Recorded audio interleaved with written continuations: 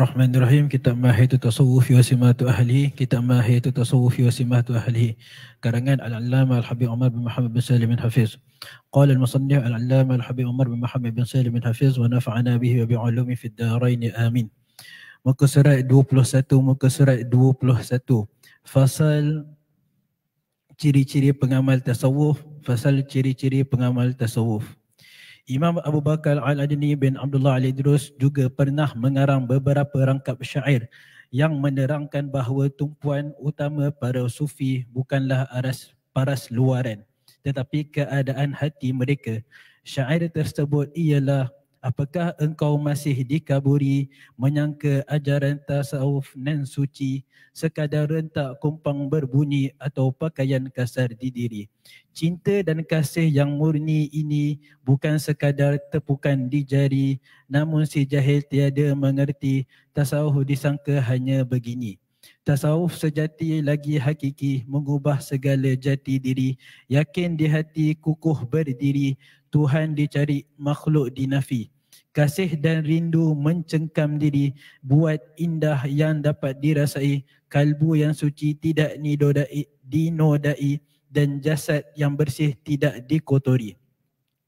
Imam Abdullah bin Alawi Al-Haddad juga turut mengarang beberapa rangkap syair, iaitu: apakah yang mampu mereka katakan bagi insan yang punya bekalan hati yang bersih, tiada kotoran terhadap semua orang beriman. Redha ilahi menjadi tujuan, itulah maksud, itulah harapan. Diri dianggap sekadar ciptaan, rendah dan hina tiada sanjungan.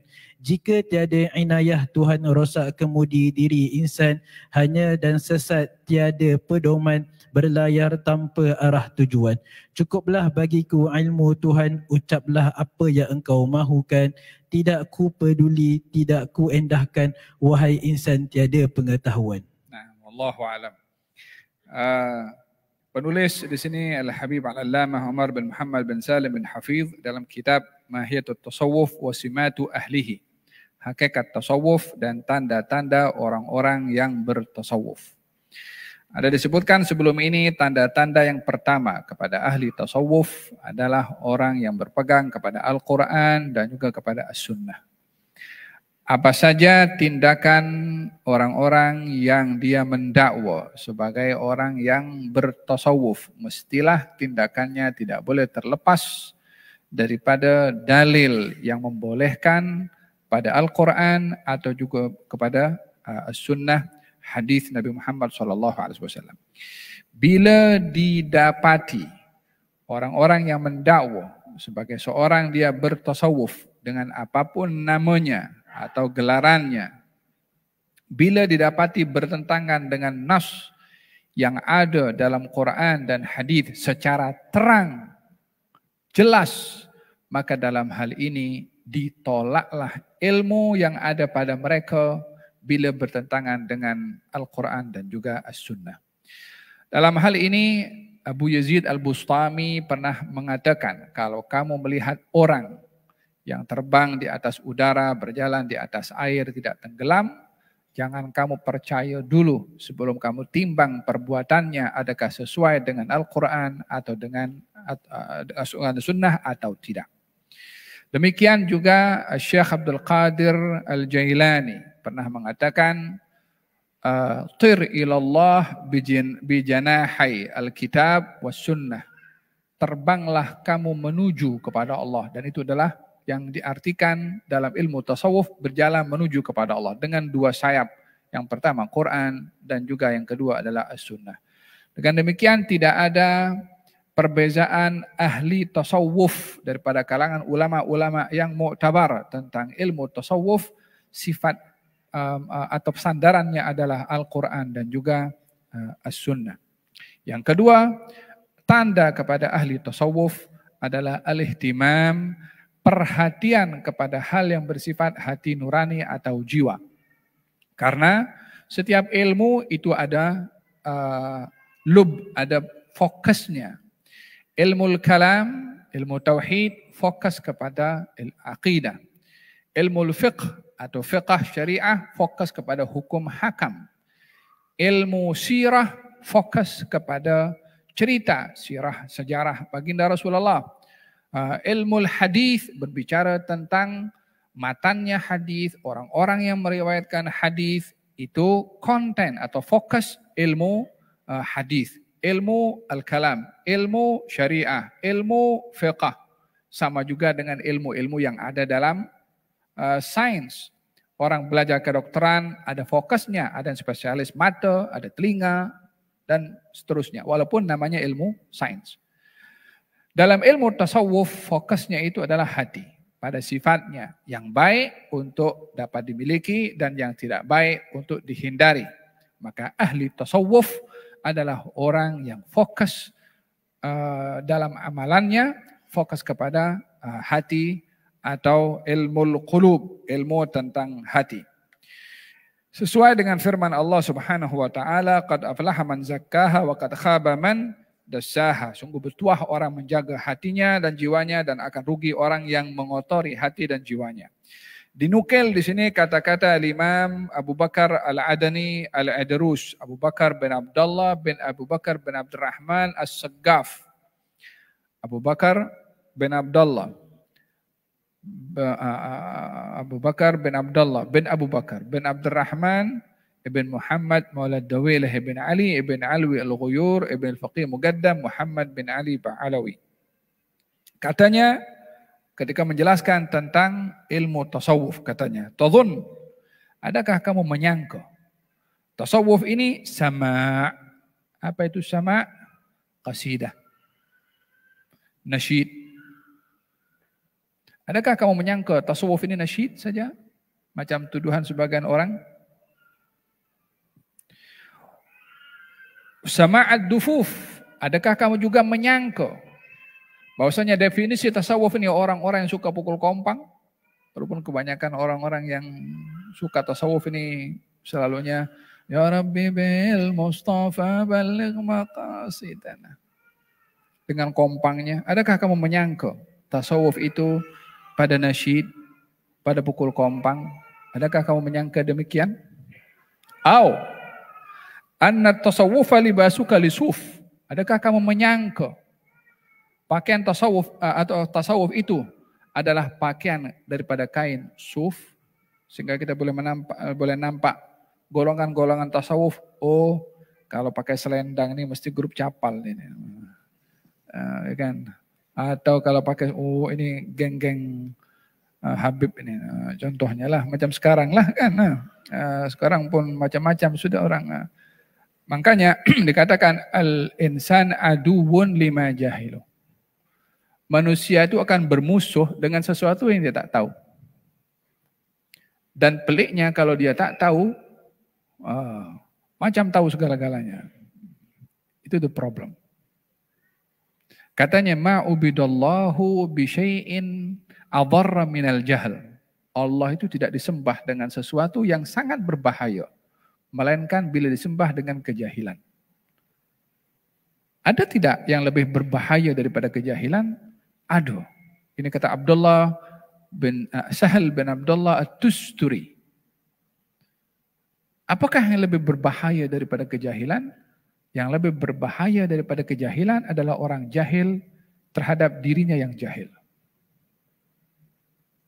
Andailah kalau orang itu tak tahu dia bertanya, lebih baik.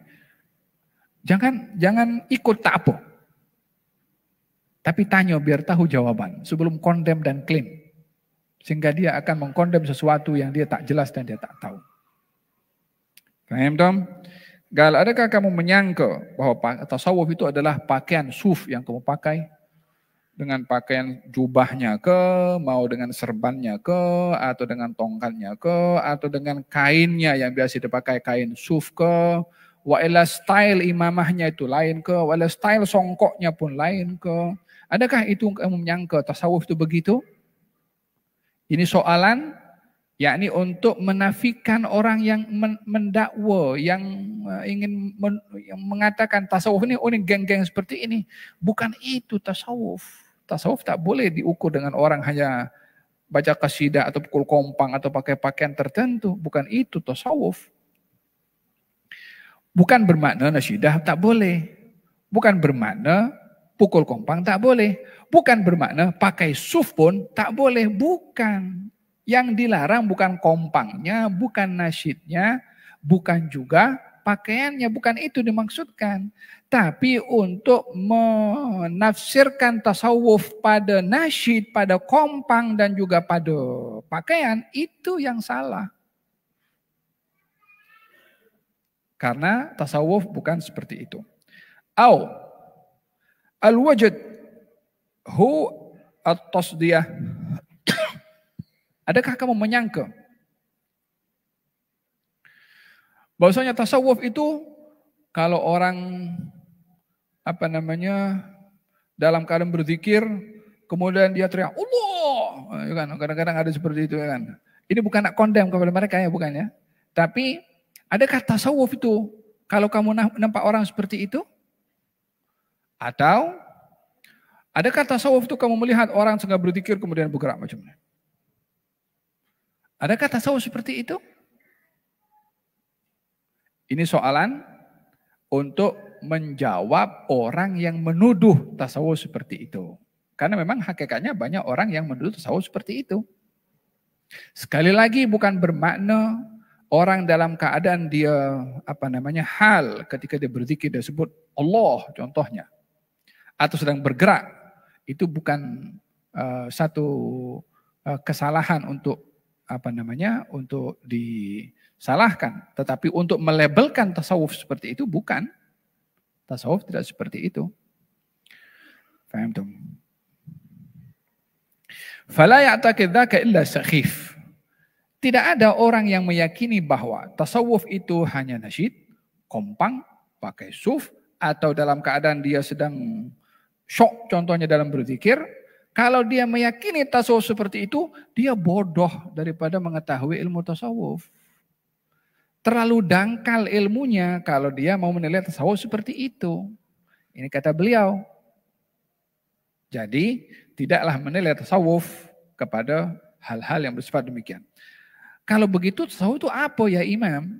Kita nak tahu tasawuf kalau bukan seperti itu apa? Sama'ur rijali syuhudun wahal. Tasawuf itu bila mendengarkan nasyid yang diperhatikan bukan indahnya suara, bukan kata-kata, tapi rasa khusyuk, syauq dan rindu kepada konten yang dinasyidkan. Bila itu menyentuh tentang Allah, maka keimanannya kepada Allah Subhanahu wa taala makin mantap, keyakinannya juga. Bila yang disebutkan adalah Rasulullah, maka kerinduannya, sayangnya juga semakin kuat kepada Rasulullah. Bila yang disifatkan tentang sifat-sifat para aulia, semakin terpanggil untuk menghiasi diri dengan sifat-sifat itu baru nasyid. Kita melihat zaman kita sekarang, banyak dirosak tasawuf dengan orang-orang yang mendakwa dirinya bertasawuf. Baca maulid sambil menari, membaca qasidah, campur laki perempuan sambil syuting dan menggerakkan gerakan tubuh badan yang tidak patut. Sehingga tengok tasawuf ini. Kan orang tak suka tasawuf pun dia dihentam seperti itu. Kita kalau ada satu dokter gagal dalam operate, jangan percaya dengan dokter. Coba tengok dokter tuh. Dokter ada 9 juta orang yang gagal satu. Kenapa yang satu dilihat? Yang 8 koma itu kemana pergi? Faham dong? Tasawuf bukan dinilai pada pakaian, bukan kepada nasyid, bukan kepada dufuf, pukul kompang. Tapi tasawuf itu dilihat kepada hal, keadaan di hati seseorang itu dalam ketika mendengarkan nasyid ataupun kompang dan lain sebagainya lah. Syuhudun wahal, penyaksian dia kepada Allah Subhanahu wa taala dalam setiap keadaan. Bihaqqil yaqin wa nafyil muhal. Dengan memantapkan keyakinan dalam hati dan jiwa. Wa syauqun, rasa rindu, wa dhauqun, merasakan keindahan di dalam hati, lima'nal jamal, pada arti keindahan. Biqalbin naqiyin wa jismin afif, dengan hati yang bersih dan jasad yang terpelihara atau yang terhormat. Hati yang bersih daripada sifat-sifat yang tidak baik dan jasad terpelihara daripada melakukan perbuatan-perbuatan yang bertentangan dengan sopan santun. Itu tasawuf. Sehingga hatinya dijaga dan juga tubuh badannya dijaga. Oh, tasawuf ini orang-orang yang pakai kusut masai yang bau busuk itu. No. Kadang-kadang tasawuf kan begitu. Oh, tasawuf itu yang tak mandi itu. Oh, ya kan. Wajismin afif. Tubuh badannya dijaga, wangi, bersih. Ada tasawuf. Wa qala al-Imam Abdullah bin al-Haddad. Abdullah bin al-Haddad mengatakan, "Mada yaqulul munkirun?" Apa yang dikatakan oleh orang-orang yang mengingkari tasawuf? Fi man lahu qalbun salim, kepada mereka yang memiliki hati yang bersih. Ala jami'il muslimin, dia bersih hati daripada buruk sangka kepada semua orang Islam. Wa qastuhul maulal karim, yang dimaksudkan adalah Allah Subhanahu wa taala yang maha mulia. Itu hakikat orang tasawuf. Yang menjadi tumpuannya adalah Allah Subhanahu wa taala. Melalui perkataannya, perbuatannya, tindakannya. Faham dong? Tapi orang yang tidak yang memandang dengan pandangan mata sebelah akan melihat ini satu hal yang mungkar. Wa ya'taqid fi nafsihi bi annahu 'abdun dzamim. Hakikat tasawuf adalah orang yang melihat dirinya rendah dan hina. Bukan yang sombong.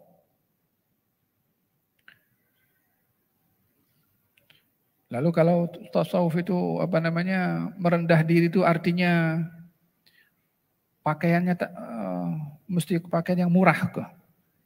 Atau kalau dia berpenampilan nampak mesti kusut masai ke? Mesti tasawuf seperti itu kah? Gal dalam hadits qudsi, Allah SWT, saya tutup dengan hadits qudsi. Baginda Rasulullah SAW bersabda, Allah SWT berfirman, katanya, Allah itu suka pada 3, tapi pada 3 yang lain Allah lebih suka. Dan Allah itu tidak suka pada 3, pada 3 yang lain lagi tidak suka. Katanya Allah itu suka kepada orang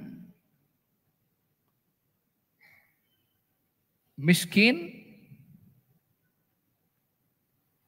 yang bersyukur atau yang bersabar. Dan Allah lebih suka kepada orang kaya yang bersyukur. Allah suka kepada orang tua yang taat, namun Allah lebih suka kepada anak muda yang taat.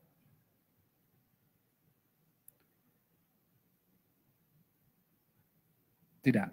Yang pertama, Allah itu suka kepada orang fakir tapi tawadhu, tapi Allah lebih suka kepada orang kaya yang tawadhu.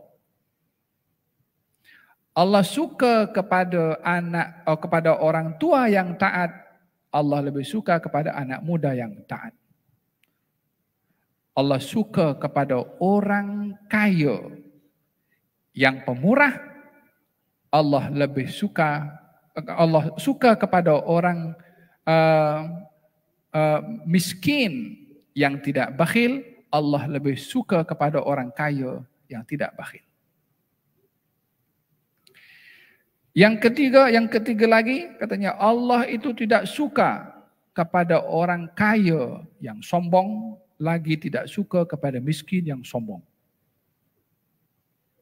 Allah tidak suka kepada anak muda yang bermaksiat, lagi tidak suka kepada orang tua yang bermaksiat. Sudah tua masih bermaksiat lagi.